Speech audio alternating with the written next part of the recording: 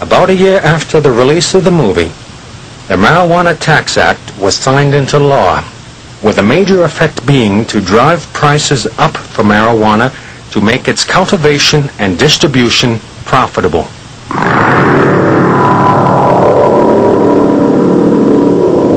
Bertrand Russell, philosopher, educator, and atheist, wrote in his book, The Impact of Science on Society, I think the subject which will be of most importance politically is mass psychology.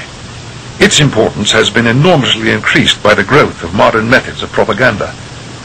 Although this science will be diligently studied, it will be rigidly confined to the governing class. The populace will not be allowed to know how its convictions were generated. There could be no effective propaganda without mass media. Former national editor at the Washington Post and dean of the Graduate School of Journalism at the University of California at Berkeley, Ben Begikian, reported in his book, The Media Monopoly, published in 1983, that 50 corporations controlled most of America's media. When the second edition of the book was published in 1988, that number shrank to 29. In the third edition, published in 1990, the number shrank further to 26. The consolidation of ownership of the press, publishing, radio, television, and film makes the coordination of propaganda possible. The primary means for controlling people is the absolute control of information. Men in power often withhold information for selfish ends. They often present false information as a diversion for the same reason. Words can inform or misinform.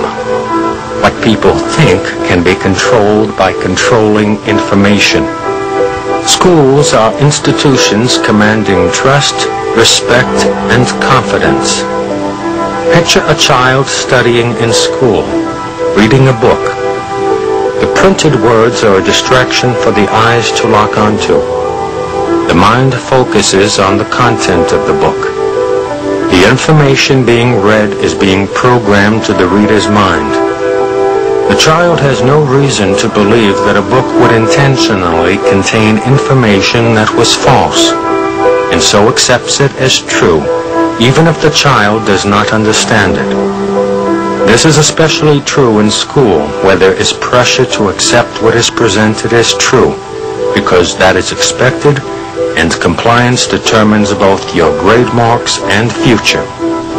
Repetition of the information constitutes mental programming. Thus, this information is accepted as true without thinking about it whenever it is presented again.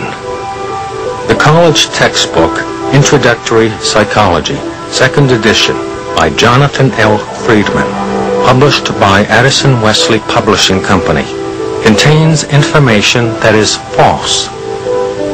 This textbook, used for General Psychology Course 221 at the University of North Carolina at Greensboro, fall semester 1982, says the following about brainwashing.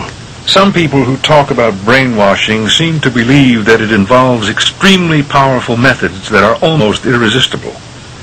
However, there is no evidence to suggest the existence of any such methods. In fact, the attempts at brainwashing we know about were not especially successful. This is contrary to numerous documented reports, both academic and governmental, particularly official findings regarding brainwashing of POWs in Korea. There could be no effective propaganda without education. In the early 1900s, there began a dramatic shift in emphasis in American education from intellectual development to socialization. The goals of education became political and social rather than academic. This was due in large part to John Dewey, who denied the existence of God and moral absolutes. As a result, the concept of right and wrong was removed from the schools, leading to a multitude of problems witnessed today. Professor Dewey based his educational reforms on the experimental psychology developed at Leipzig University by Wilhelm Wundt. Professor Wundt believed that man had no spirit. In his view, man was only a stimulus response animal. This kind of thinking led to the principles of conditioning developed by Ivan Pavlov and behavioral psychologists John Watson and B.F. Skinner. As a result, schools became indoctrination centers designed to bring about a new social order. Education of the young is used to condition them to what comes later, thereby eliminating the difference between propaganda and education. The mind is conditioned with vast amounts of information disguised as facts and knowledge and dispensed for ulterior motives. According to the minute books of the Carnegie Endowment for International Peace, the Carnegie Endowment, the Ford Foundation, the Guggenheim Foundation, and the Rockefeller Foundation worked in harmony for the control of education in America.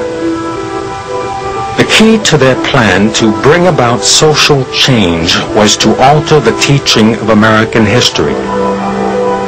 The Guggenheim Foundation agreed to provide fellowships for doctoral candidates of American history selected by the Carnegie Endowment.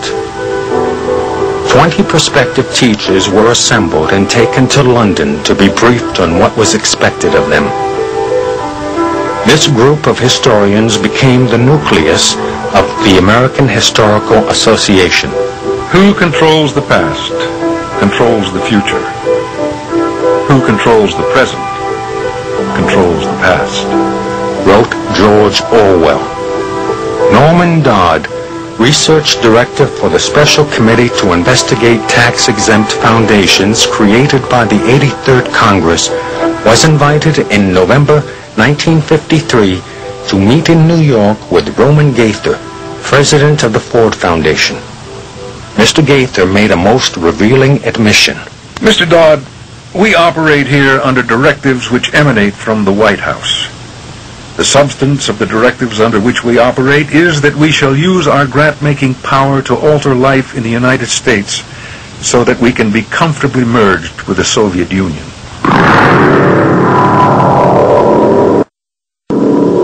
In his book, Brainwashing in the High Schools, Professor E. Merrill Root examines 11 history textbooks used in the Evanston Township High School in Evanston, Illinois from 1950 to 1952. None of these textbooks makes it clear that the government of the United States is not a democracy but a republic. The Founding Fathers defined the form of government they established as a constitutional republic. Not one of these textbooks lists the word republic in its index. The essence of psychological warfare is to confuse the meaning of words and infiltrate the mind with conflicting concepts. These textbooks interpret American history primarily as a class conflict between the rich and the poor, a Marxist doctrine. A trend shared by each of the textbooks reviewed was advocacy of a world government. And these textbooks are typical of the approved history taught in schools over the past 40 years.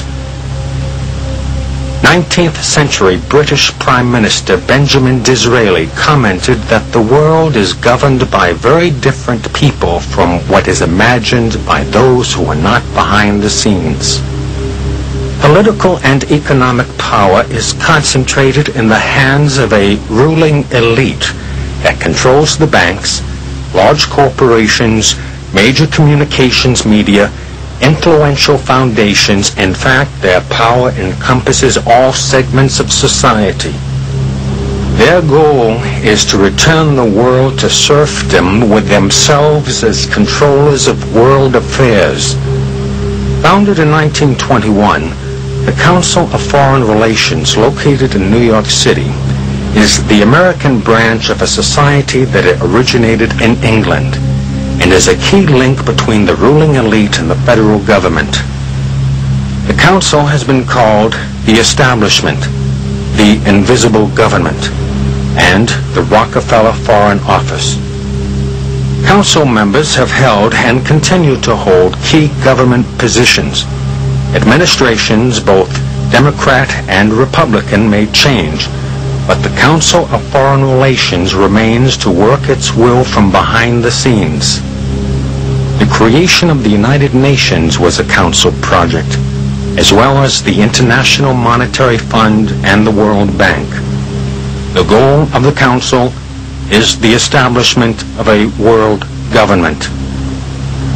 On the international level, an organization similar to the Council called the Bilderbergers includes some of the world's most powerful financiers, industrialists, politicians, and intellectuals who meet each year for a conference on world affairs to decide how things will go for the rest of us. The goal of the Bilderbergers is the establishment of a world government. World government was always the goal of communism. The Bolshevik Revolution of 1917 was a turning point in world history. However, the revolution was financed by some of the world's richest and most powerful men. The money came primarily from America and Great Britain. Communism was forced on the Russian people from outside of Russia. Soviet economic and military development has been the result of the transfer of Western technology from Western companies allowed and encouraged by Western governments, principally the United States, Great Britain, France, Germany, and Italy. Communism was a movement created and manipulated by some of the world's most powerful and wealthy men in order to gain control of the world.